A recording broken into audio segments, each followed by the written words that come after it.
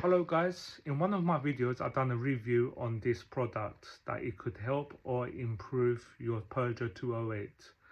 So after testing this product, I used 2 cans of this. I found out it does improve, not fix, it does improve. My car now does 720 miles every 2 liters of oil. Prior to using this product, I was achieving 350 miles without any product. So this has achieved results. It hasn't cured my problem, but it has improved the mileage of my car. Of course, let's put it straight, it's unacceptable to keep topping up the oil, but unfortunately it's got a manufacturing issue with these Peugeot 208s.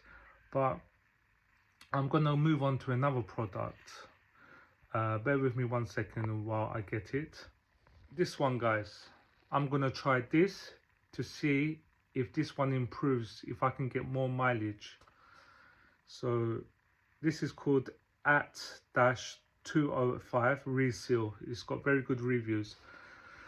So just to recap, this 2 cans of this has helped me go 720 miles without topping up the oil. So it has improved. Let's see if the other oil additive is better.